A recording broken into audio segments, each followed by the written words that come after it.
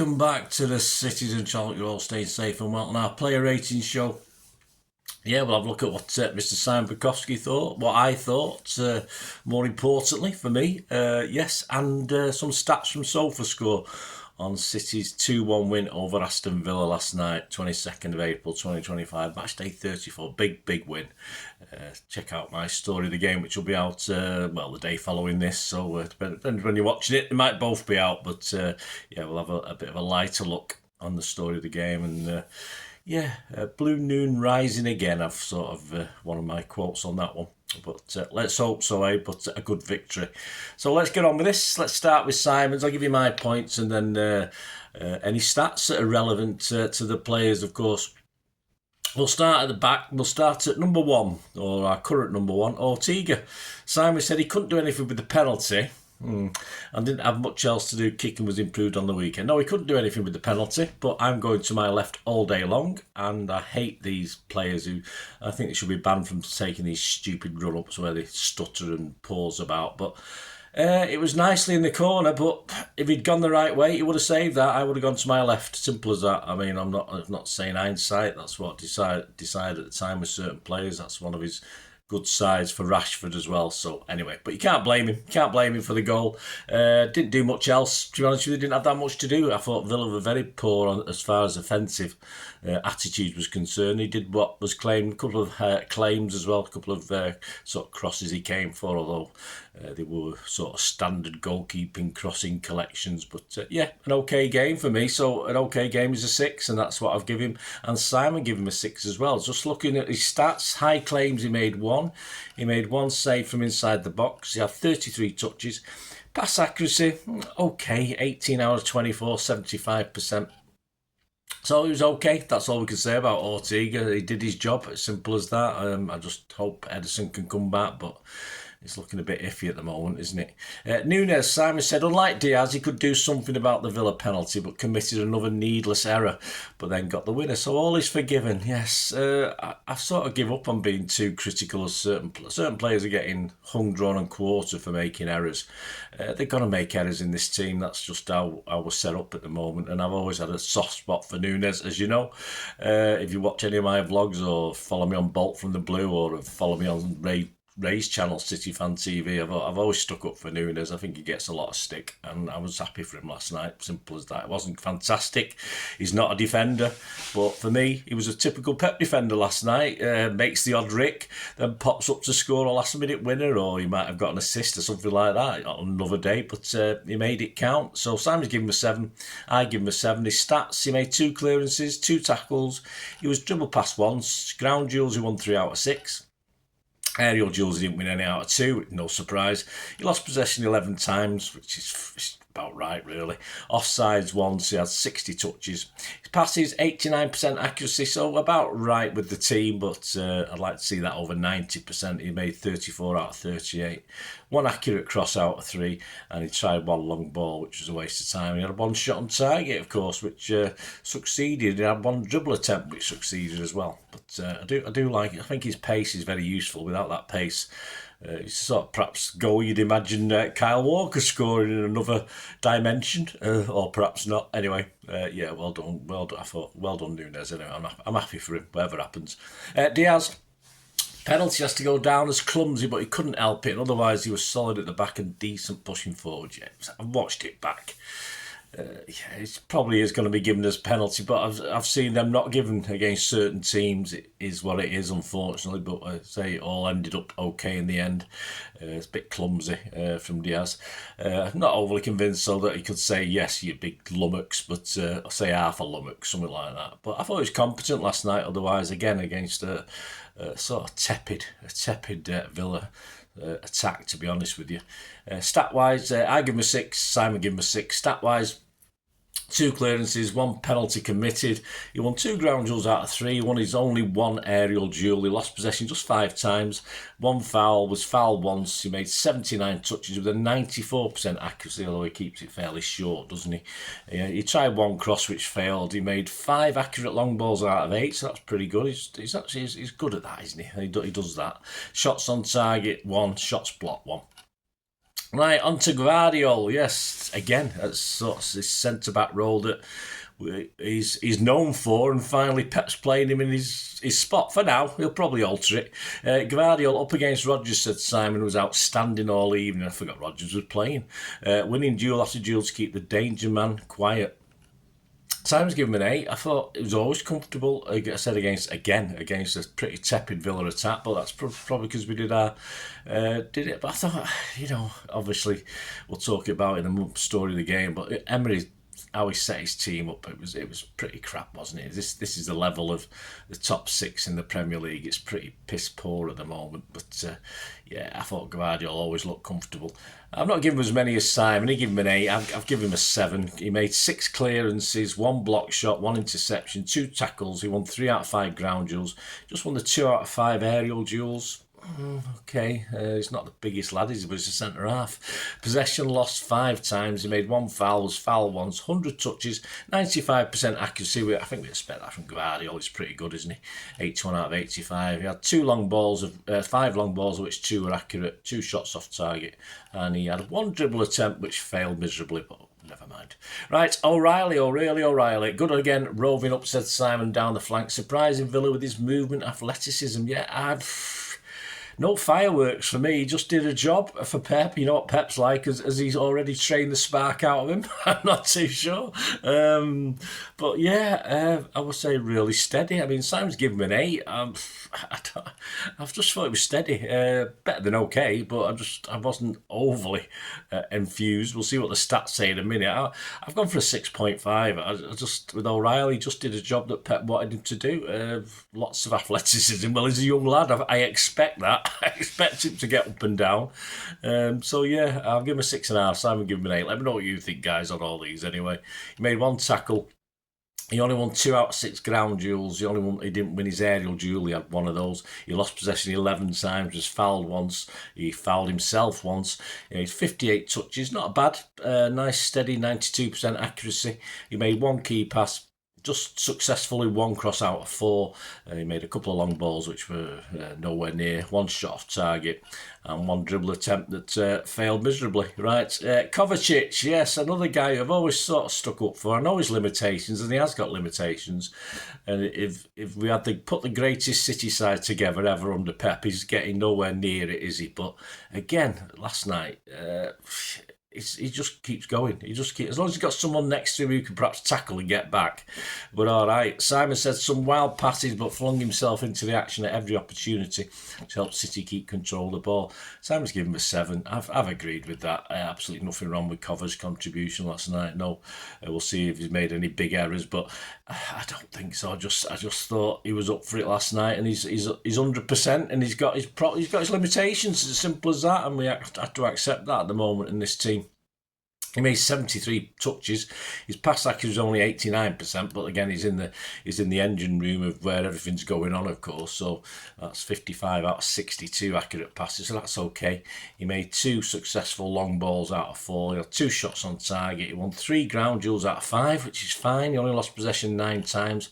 He was fouled once. He made 1 interception, tackled twice, and he was double passed once. So yeah, Kovacic, I'm okay. I'm okay with Kovacic, as I say. He won't get in, the best ever Pep's team. But then again, there's a few there last night probably wouldn't on current form anyway. Bernardo enjoyed scoring his first in 4 months with a bit of help from the dodgy keeper, of course. He was another who made sure he was everywhere to plug the gaps that Villa were looking to create. Yeah, he was picking the ball up from the keeper. A bit more like the old Bernardo, I thought, last night, where he's picking up from the keeper. 1 minute he's up the right wing, the next, on the left the next, up the middle. He's not prime Bernardo that he was 3 or 4 years ago. Of course he's not, but there's no lacking of his effort, and not everyone's, you can be critical, but I thought it was fine. Simon's given him a 7. I mean, that keeper, he's obviously a World Cup winner. He's supposed to be very, very good. He was absolute crap last night, but at least Bernardo got it.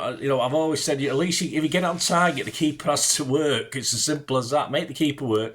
There's a very good possibility that even World Cup winning keepers can make errors, and he's a guy I don't like. I can't stand the keeper, to be honest with you, but good effort all over from Bernardo. I'm glad he got the goal. 7 from Simon, 7 from me. He made 84 touches, 93% pass accuracy. That's not bad, is it? That's one of our highest, I think, last night. 2 key passes. He made 3 accurate long balls out of 5, 1 shot on target. He just won 1 ground duel out of 4, won 1 aerial duel out of 1. He lost possession just 8 times, fouled twice, was fouled once, made 3 clearances. Well done, Bernardo. Yeah, I'm happy with that. Gundo, perhaps not so happy with this one. Gundo wasn't able to make the difference, linking the midfield to the attack enough, despite a few glimpses, said Simon. Yeah, I just thought he was missing in action for me. I didn't really notice him. I did put him a 5 here. I'm going to give him a 5.5 because overall team performance was fairly good, I thought. Yeah, so let's have a look at his stats. I say Simon's given him a 6. I give him a 5.5. Made 34 touches in the middle of the parts. Not a lot. Other players took up the slack, didn't they? 88% on his pass accuracy, 22 out of 25. Again, not loads. 1 long ball accurate out of 1. That's okay. He failed on 1 dribble attempt. He won 3 out of 5 ground duels, which is fine. 1 aerial duel out of 3 for a smaller bloke is okay. He lost possession 6 times, was fouled once, made 2 clearances, 1 interception and 2 tackles. So, yeah, I'll stick with my 5.5, but I say of the team last night, it was probably the least noticeable. Not in a particularly Rodri way where he just goes about his business and more in a sort of on the periphery, I thought. KDB, yes, interesting. Improved in the second half, said Simon, although there's still too many wasted possessions these days. Not quite enough for me, not quite as obviously missing as Gundo. So I have given him an okay 6. Simon gave him a 6 as well. He did manage 1 shot on target, 55 touches, 85% pass accuracy, which you expect from Kevin, with his takes the risk a few times, 28 out of 33. He made 6 key passes. Accurate, corners crap, but they're not on here. I've just said that. Corners crap, as ever. 5 crosses, accurate out 11. That sounds all right, actually. 1 long ball out of 3 was okay. He won 4 out of 7 ground duels. No aerial duels. He only had 1 anyway. He lost that one. He lost possession 13 times, was fouled twice. 1 interception, tackled twice, was dribbled past twice. So I think 6 is fair on Kevin as we gradually say goodbye to him, don't we? It's simple as that. McAtee, an interesting addition for Pep. I'll talk about that in the story of the game. Simon said nearly scored a wonder goal. Yeah, I mean, it was close. I watched it back at the ground. It's hard to tell at the other end, but yeah, brilliantly latching onto KDB's ball. Should have scored when he ran into O'Reilly's cross. So that's the thing with McAtee. He can always do the unusual and sometimes fluffs the easier ones, doesn't he? But Simon said his pressing was excellent. Yeah, bound to be. He's got a point to prove, has he? Again, for me, I thought it wasn't great. I didn't. As I say, that shot almost went in. I mean, if that had gone in, I probably would have scored him a little bit higher. Simon's given him a 7. I give him a 5.5. I thought at times he was, again, missed out. Let's have a look at some of his stats. He made 28 touches. Again, perhaps other people took up the slack on that one. 88% with his pass accuracy, just 14 passes out of 16. No key passes. He made 2 crosses, neither were accurate. Shots off target 1. He just won 1 ground duel out of 4. Won 1 aerial duel. He lost possession 6 times. Was fouled once. Intercepted once. Was dribbled past twice. Yeah, I'll stick with my score there. I thought McAtee doesn't really make the most of his chances, I don't think. Yes, if that goal had flown in, it would have been something different. But I'm still surprised Pep picked him. I don't think Pep wants him there. I think Pep wants him out. I don't think Pep thinks he's good enough. But it is what it is, isn't it? Marmouche, lots of running up and down, said Simon, to help the team and important for the first goal. Goal threat is still irregular. It is, yeah. Energy, effort. Early days, if I compare Marmouche to Alvarez, I would probably say I was more impressed with Alvarez at this stage of his career with City as opposed to Marmouche's, but still lots of potential, of course, there is. And Alvarez, of course, perhaps didn't improve to the level we've sort of wanted by the time he left, although, of course, in hindsight, still, yeah, we miss him. But at the time, you're thinking, yeah, let him go if he wants to, let him go if he wants to go. But Marmouche, lots of time yet. Not sure Pep's playing him perhaps to his best. He's playing for the team at the moment, so he's doing what Pep's asked him to do. So again, as a goal scorer, he's probably not been in his best position, but that's typical Pep. We're used to that now. Simon gave him a 7. Yeah, I've given him Yeah, I give him a 6.5. Didn't write it down here. Let's write it down now. 6.5. He had 33 touches, just 69% pass accuracy, but he's at the sharp end, isn't he? 9 out of 13, so he wasn't overly busy. He made one key pass, one accurate cross out of 2, a couple of shots off target. He had one shot blocked. He made 2 successful dribble attempts out of 4, which is fine. He just won 2 ground duels out of 8. Won 2 out of 3 aerial duels, that's fine as well. Lost possession 12 times, was foul. He made 3 fouls. Was caught offside once, of course. Yep, so on to the subs. Doku, another impact substitute. I did have him in my starting lineup, so we could argue whether he's probably just better off the bench rather than starting. But hey, I'll stick with my Pepsi 11, and he was in mine. Some nifty runs, said Simon. Set up the winner. What a great ball, fantastic. Another very good cameo. I mean, Simon's given us 7. He wasn't on the pitch long enough for me to give him a score, but yeah, excellent. Brilliant, that lovely cross. More of those, please, and more of those people coming into the box late and scoring them. You know, thinking Nico O'Reilly against Everton, where he just finds that little bit of space.